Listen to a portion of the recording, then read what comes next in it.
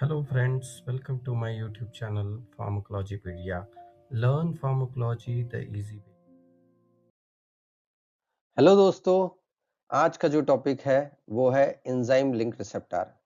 ये हमारे receptor series में का थर्ड टाइप ऑफ रिसेप्टर है जिसको हम कहते हैं एंजाइम लिंक रिसेप्टर। ये कई सारी फंक्शनिंग सेलुलर फंक्शनिंग के लिए रिस्पॉन्सिबल होता है। कई सारे हार्मोन्स या लोकल हार्मोन्स ये स्पेसिफिक एंजाइम के ऊपर एक्ट करते हैं और अपनी एक्शन शो करते हैं या सेल की फंक्शनिंग को रेगुलेट करते हैं इसके थ्रू। एंजाइम लिंक रिसेप्टर नाम से ही समझ में आता है कि ये रिसेप्टर की फंक्शनिंग किसी तरीके से एसोसिएटेड होती है एंजाइम के एक्टिवेशन या एंजाइम से रेगुलेट होती है इसकी एक्टिविटी। तो चलिए हम सबसे पहले देखते हैं ये एंजाइम होते क्या है। एंजाइम लिंक रिसेप्टर किस टाइप के रिसेप्टर होते हैं? Enzyme link receptor cell membrane receptors होते हैं, मतलब सेल मेम्ब्रेन के ऊपर प्रेजेंट रहते हैं, सेल मेम्ब्रेन के अंदर प्रेजेंट नहीं रहते। दूसरी चीज, इसमें हमेशा, जैसे मैंने ऑलरेडी आपको बताया है, इसके नाम से ही समझ में आता है कि एंजाइम लिंक रिसेप्टर मतलब किसी न किसी तरीके से एंजाइम की एक्टिविटी से ये रिसेप्टर रेगुलेट होते हैं। इसीलिए इनकी डेफिनेशन में भी ये दिया हुआ है कि intrinsic enzyme activities is responsible और been associated with this receptor, मतलब एंजाइम की एक्टिविटी इस रिसेप्टर के एक्टिवेशन से एसोसिएटेड होती है। जैसे ही एंजाइम एक्टिवेट होगा, आपको दिखेगा कि कई सारे सेलुलर फंक्शनिंग को ये रेगुलेट करता है, जैसे कि सेलुलर ग्रोथ आप देख सकते हैं स्लाइड में। सेलुलर ग्रोथ सेल का मेटाबॉलिज्म को रेगुलेट करता है, सेल के डिफरेंशिएशन को रेगुलेट करता है और सेल के सर्वाइवल को भी रेगुलेट करता है। अब चलते हैं सेल एंजाइम लिंक रिसेप्टर के स्ट्रक्चर के बारे में। अगर आप देखेंगे तो एंजाइम लिंक रिसेप्टर स्पेसिफिकली दो प्रोटीन से अटैच होकर बना होता है। एक प्रोटीन होता है जिसको हम अल्फा प्रोटीन कहते हैं और दूसरा प्रोटीन होता है जिसको हम बीटा प्रोटीन कहते हैं। एज पर एज अल्फा प्रोटीन को कंसीडर करेंगे आप, तो अल्फा प्रोटीन हेड के तरह एक्ट करता है, जिसके ऊपर लिगैंड की बाइंडिंग साइट होती है और जिसके ऊपर लिगैंड बाइंड करता है। ये लिगैंड ड्रग भी हो सकता है, ये लिगैंड केमिकल भी हो सकते हैं, ये लिगैंड हॉर्मोन्स भी हो सकते हैं। जहां तक एंजाइम लिंक रिसेप्टर के बारे में मैंने आपको बताया था स्टार्टिंग में कि एंजाइम लिंक रिसेप्टर के ऊपर या तो हार्मोन या तो लोकल हार्मोन मेजरली इसी के ऊपर एक्ट करते हैं। दूसरा, ये जो अल्फा प्रोटीन है ये हमेशा सेल मेम्ब्रेन के, ये सेल मेम्ब्रेन है, सेल मेम्ब्रेन, सेल मेम्ब्रेन के आउटसाइड में प्रेजेंट रहता है। This is what an outside area and this is, ये इनसाइड वन है सेल मेम्ब्रेन के। तो हमेशा ये outside of the cell membrane present रहते हैं अल्फा प्रोटीन, जबकि बीटा प्रोटीन हमेशा सेल के अंदर प्रेजेंट रहेगा। आप बीटा प्रोटीन का अगर स्ट्रक्चर देखेंगे तो वहां पे एक स्पेसिफिक एंजाइम अटैच रहता है जिसको हम टायरोसिन टायरोसिन रेसिड्यू भी कह सकते हो या टायरोसिन एंजाइम। जब हम टाइप देखेंगे तो आपको पता चलेगा कि मैं टायरोसिन रेसिड्यू क्यों कह रहा हूं या टायरोसिन एंजाइम क्यों कह रहा हूं। ये एक्चुअली एंजाइम एक्टिवेट होता है जब मॉलिक्यूलर चेंजेस होते हैं इसके अंदर। तो चलिए, ये सिंपल सा स्ट्रक्चर है इस रिसेप्टर का। चलिए अब चलते हैं types of enzyme link receptor के बारे में डिस्कस करते हैं। तो एंजाइम लिंक रिसेप्टर को अगर आप स्पेसिफिकली देखेंगे तो 5 टाइप के एंजाइम लिंक रिसेप्टर्स होते हैं। सबसे पहला रिसेप्टर है residue sorry sorry residue tyrosine kinase receptor. मैंने तभी कहा था आपको अर्लियर जब मैं स्ट्रक्चर बता रहा था कि टायरोसिन रेसिड्यू प्रेजेंट रहते हैं, तो ये उस टाइप का रिसेप्टर है जहां हम टर्मिनोलॉजी यूज करेंगे रेसिड्यू। दूसरा जो है वो टायरोसिन काइनेज, टीके मतलब टायरोसिन काइनेज एसोसिएटेड, मतलब टायरोसिन काइनेज तो एक्टिवेट होगा बट उससे एसोसिएटेड कुछ और एंजाइम होंगे वो एक्टिवेट होंगे। जैसे कि यहाँ पे एक्टिवेट होता है जैनस काइनेज, जबकि रेसिड्यू में टायरोसिन काइनेज खुद एक्टिवेट होता है, जैसे कि ये यहाँ पे जैनस काइनेज एक्टिवेट होगा। इसी तरीके से तीसरा टाइप जो है एंजाइम लिंक रिसेप्टर का, वो है सेरिन थेरिन काइनेज, सर एंड थर काइनेज। ये सर एंड थर काइनेज नाम के एंजाइम्स को एक्टिवेट करते हैं और तब अपनी एक्शन शो करते हैं। इसके बाद आता है टायरोसिन काइनेज की जगह पे टायरोसिन फॉस्फेटेज नाम का एंजाइम एक्टिवेट होता है, और इसीलिए यहाँ पे हम कहते हैं फॉस्फेटेज, जो कि एक टाइप है एंजाइम लिंक रिसेप्टर का। और सबसे लास्ट है जो डायरेक्टली ग्वानिल साइक्लेज एक्टिवेट होता है, जिसमें साइक्लेज एडिनिल साइक्लेज नाम का या ग्वानिल साइक्लेज नाम का एंजाइम जो है वो एक्टिवेट करके साइक्लिक जीएमपी का फॉर्मेशन करता है। तो ये इस तरीके के कुछ स्पेसिफिकली, कई बार आपको ये 4 रिसेप्टर बताए जाएंगे, कई बार 5 बताए जाएंगे, लेकिन ये 5 डिफरेंट टाइप्स ऑफ रिसेप्टर है enzyme link receptors. But frankly बोलूं मैं तो ये कुछ नहीं, एक डिफरेंट टाइप ऑफ एंजाइम के एक्टिवेशन हो रहा है इसमें। बाकी डिफरेंट एंजाइम एक्टिवेट हो रहा है तो different pathway of activation of cell भी को ट्रिगर कर रहा है। अदरवाइज अगर आप देखोगे तो इन सब का फंक्शन ऑलमोस्ट सिमिलर है, सिमिलर तरीके से ही इनका मैकेनिज्म है। इसीलिए हम पहले दो जो टाइप है, residue tyrosine kinase and tyrosine kinase associated, ये दो रिसेप्टर्स को हम लोग डिटेल में इसका मैकेनिज्म देखते हैं। आप एग्जाम में कोई भी एक लिख दीजिए, it is more than sufficient. तो चलते हैं मैकेनिज्म किस तरीके से एंजाइम लिंक रिसेप्टर काम करते हैं उसको देख। तो जो सबसे पहला रिसेप्टर है उसको हम कहते हैं, मैकेनिज्म जो देख रहे हैं उसको रिसेप्टर टायरोसिन काइनेज रिसेप्टर या रेसिड्यू टायरोसिन काइनेज रिसेप्टर भी कहा जाता है। तो चलिए इसका मैकेनिज्म हम लोग डिस्कस करते हैं। अगर आपको स्ट्रक्चर मैंने पहले ही बता दिया है कि दो प्रोटीन होते हैं, एक होता है अल्फा प्रोटीन और दूसरा होता है बीटा प्रोटीन। अल्फा प्रोटीन जो होता है वो सेल मेम्ब्रेन के आउटसाइड होता है, इसमें बाइंडिंग साइट होती है जिसके ऊपर कौन बाइंड करता है, लिगैंड बाइंड करता है।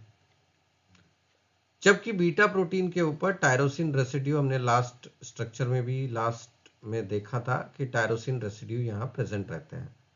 जैसे ही लिगैंड यहाँ पे बाइंड होगा, लिगैंड क्या करेगा, जीटीपी मॉलिक्यूलर चेंजेस करेगा। मॉलिक्यूलर चेंजेस में क्या होगा, जीटीपी जो है वो लिबरेट होके कन्वर्ट होगा जीडीपी में।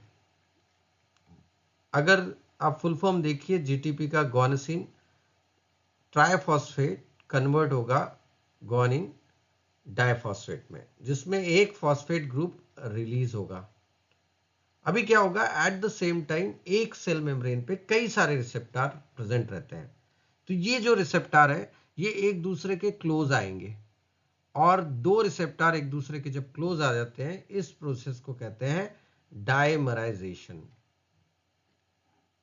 या डाइमर फॉर्मेशन। मतलब दो सेम तरीके के प्रोटीन एक दूसरे के साथ में क्लोज आ जाते हैं, और ये जो फॉस्फेट ग्रुप है जो लिबरेट हुआ था ये जाके वहां टायरोसिन रेसिड्यू को जाके अटैच हो जाता है एक्टिवेट करने के लिए, या फॉस्फोराइलेट करता है टायरोसिन रेसिड्यू को। टायरोसिन रेसिड्यू एक पर्टिकुलर बीटा प्रोटीन के ऊपर कई सारे प्रेजेंट रह सकते हैं, और ये जो फॉस्फेट ग्रुप जब इनको एक्टिवेट करता है तो हर individual tyrosine protein, activated protein, एक डिफरेंट एंजाइम को जाके रेगुलेट करता है। तो सपोज करो कि यहां जैसे देख लेते हैं हम लोग कि यहाँ पे एक ये प्रोटीन है, फॉस्फेट ग्रुप है, एक ये है, एक ये है, एक ये है, ऐसे 4 फॉस्फेट ग्रुप आपको दिख रहे हैं, मतलब 4 टायरोसिन रेसिड्यूज यहाँ पे होंगे। तो ये स्पेसिफिकली ये वाला जो रेसिड्यू है हो सकता है वो किसी और एंजाइम से एक्ट करे, और दिस वन विल एक्ट, ये वाला किसी और से, और जिस भी इससे ये लोग अटैच होंगे उसके हिसाब से आपको इफेक्ट मिलेगा। तो चलिए आगे देखते हैं कि जब ये डाइमराइजेशन हो गया, फॉस्फेट ग्रुप अटैच हो गया, ऑटो फॉस्फोराइलेशन, या कई बार आप ये टर्मिनोलॉजी फॉस्फोराइलेशन की सुनेंगे, जैसे ही ये हो जाएगा ये एक्टिवेट करेगा एक एंजाइम जिसका नाम है PI3K को। PI3K क्या है? फॉस्फोइनोसिटाइड 3 काइनेज नाम का एंजाइम। फॉस्फोइनोसिटाइड 3 काइनेज जैसे ही एक्टिवेट होगा वो AKT जो कि प्रोटीन काइनेज है, इसको प्रोटीन काइनेज बी है, इसको एक्टिवेट करेगा। प्रोटीन काइनेज बी को एक्टिवेट करेगा। प्रोटीन काइनेज बी क्या करेगा? ये कई बार रैप के साथ में जाके अटैच होता है।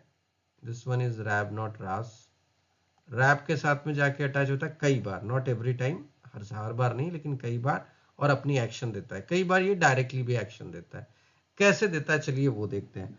हमारे न्यूक्लियस को अगर समझिएगा तो न्यूक्लियस एक तरीके की फैक्ट्री है, प्रोटीन बनाने वाली फैक्ट्री है। और हमारा डीएनए जो है वो अप्रोक्सीमेटली 50,000 नाइट्रोजन बेसिस का कॉम्बिनेशन है। अब प्रोबेबिलिटी अगर आपने पढ़ी होगी तो आप जानिए कि अगर 1 से 4 न्यूक्लियोटाइड को अगर मैं ब्रेक करके अलग भेजूं तो आपको एक नया प्रोडक्ट मिलेगा, और 1 से 6 करूं तो आपको नया प्रोडक्ट, और 2 से 4 करूं तो you will get a different product. वैसे ही स्पेसिफिक जगह से कट करके डीएनए का रेप्लिकेट करके एमआरएनए बनाने की प्रोसेस को ही ट्रांसक्रिप्शन कहते हैं। ये जो प्रोटीन काइनेज बी है ये उस ट्रांसक्रिप्शन प्रोसेस को डिसरेगुलेट करता है, या अपने हिसाब से रेगुलेट करता है, ज्यादा सही टर्मिनोलॉजी होगी, अपने हिसाब से रेगुलेट करता है। जिसके वजह से क्या होता है कि प्रोटीन काइनेज बी एक नए तरीके का प्रोटीन बनाने के लिए न्यू एमआरएनए फॉर्मेशन करता है। तो ये प्रोटीन काइनेज डीएनए रेप्लिकेशन में टेक पार्ट करेगा और न्यू एमआरएनए बनाएगा, एमआरएनए बनाएगा।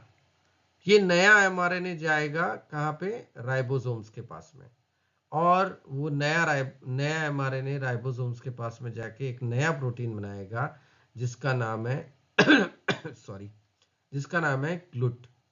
ग्लूट एक ग्लूकोज ट्रांसपोर्टर प्रोटीन है जो कि रिस्पॉन्सिबल होता है ग्लूकोज की एंट्री के लिए। जैसे ये ग्लूट बन जाएगा ये सेल मेम्ब्रेन पे जाएगा, सेल मेम्ब्रेन पे ये एंट्री प्रोवाइड करेगा जिसकी वजह से ग्लूकोज की एंट्री होगी। सो एग्जैक्टली यहां पे जो लिगैंड मैंने बताया था वो था इंसुलिन। इंसुलिन अपने रिसेप्टर, इंसुलिन रिसेप्टर पे एक्ट करके सारी एक्शन देता है और अल्टीमेटली फॉर्म करता है एक प्रोटीन। तो अगर आप देखोगे तो पहले जो 2 मैंने रिसेप्टर बताए थे उसमें मैंने प्रोटीन बनाना नहीं बताया था, बट यहां देखोगे तो यहां पे जब रिसेप्टर पे एक्ट हो रहा है लिगैंड, तो वो जब कोई चीज कर रहा है तो उसमें एक बहुत बड़ा रिस्पॉन्सिबल चीज है कि वो नया प्रोटीन फॉर्म कर रहा है। इसी वजह से जितने भी हार्मोन्स है, जितने भी हार्मोन आपने पढ़े होंगे, उनका मेजर फंक्शन किस पे होता है? उनका मेजर फंक्शन कार्बोहाइड्रेट, फैट और लिपिड के मेटाबॉलिज्म में होता है। कार्बोहाइड्रेट, प्रोटीन और लिपिड के मेटाबॉलिज्म में होता है, और वो मेटाबॉलिज्म करने के लिए कई सारे एंजाइम्स या कई सारे प्रोटीन रिस्पॉन्सिबल होते हैं। And yes, insulin receptor insulin की एंट्री कैसे बढ़ाता है? By forming GLUT. I hope ये सभी को समझ में आया होगा। चलिए दूसरे रिसेप्टर की तरफ चलते हैं जो कि है टायरोसिन काइनेज एसोसिएटेड रिसेप्टर, जो सेकेंड टाइप का था। अगर आप देखोगे तो स्ट्रक्चर वही सेम है। आउटर मेम्ब्रेन पे अल्फा है प्रोटीन, इनर मेम्ब्रेन पे बीटा प्रोटीन है। बीटा प्रोटीन को tyrosine residue, I will write TR, tyrosine residue है। यहाँ पे लिगैंड बाइंड हुआ। लिगैंड बाइंड होने के वजह से क्या हुआ? अल्फा साइड पे मॉलिक्यूलर चेंजेस हुए, जीटीपी कन्वर्ट हुआ जीडीपी में, फॉस्फेट ग्रुप रिलीज हुआ। ये फॉस्फेट ग्रुप ने टायरोसिन काइनेज को एक्टिवेट किया, लेकिन यहाँ टायरोसिन काइनेज ने जाके क्या किया? जैक को एक्टिवेट किया। आई होप सभी को पता होगा टाइटैनिक मूवी में लियोनार्डो डी कैप्रियो का नाम जैक था, तो उसी से याद रखना। जैक का फुल फॉर्म है जैनस काइनेज। जैनस काइनेज नाम के प्रोटीन जो कि हमारे साइटोप्लाज्म में रहता है उसको एक्टिवेट करेगा। जैनस काइनेज एक्टिवेट जैसी होगा तो फिर वो दूसरे प्रोटीन को एक्टिवेट करेगा, स्टैट प्रोटीन, जिसका फुल फॉर्म है signal transducer activator transcription. I hope सभी को यह समझ में आया होगा। मैंने बताया था क्या होता है ट्रांसक्रिप्शन अभी थोड़ी देर पहले। तो ये जैनस काइनेज एक्टिवेट करेगा स्टैट को और वो दोनों मिलके क्या बनाएंगे, जैक स्टैट कॉम्प्लेक्स। जैसे ही जैक स्टैट कॉम्प्लेक्स बनेगा वो जाएगा न्यूक्लियस में, न्यूक्लियस में जाके फिर से वही चीज करेगा डीएनए रेप्लिकेशन में रेगुलेट करेगा, को रेगुलेट करेगा और नया एमआरएनए बनेगा। नया एमआरएनए राइबोसोम्स के पास में जाएगा, नए प्रोटीन बनाएगा। अगर सपोज करो ये ग्रोथ हार्मोन के लिए है तो ग्रोथ हार्मोन सेल का डिवीजन करने के लिए जो रिस्पॉन्सिबल होता है, कुछ उस तरीके के प्रोटीन का सिंथेसिस करवाएगा ये। आई होप आप लोगों को ये मैकेनिज्म समझ में आई होगी। Tyrosine kinase associated receptor. हम इस वीडियो में बाकी के टाइप को मैकेनिज्म को डिस्कस नहीं करेंगे क्योंकि प्रोसेस सबकी सेम है। किसी में सेरिन थेरिन करके प्रोटीन एक्टिवेट होंगे, काइनेज करके एक्टिवेट होंगे, किसी में जैक स्टैट होगा, किसी में मैप होगा, किसी में रैब होगा। एक जो लास्ट का था ग्वानिल साइक्लेज, वो डायरेक्टली एक्टिवेट होगा। कुछ इसी तरीके से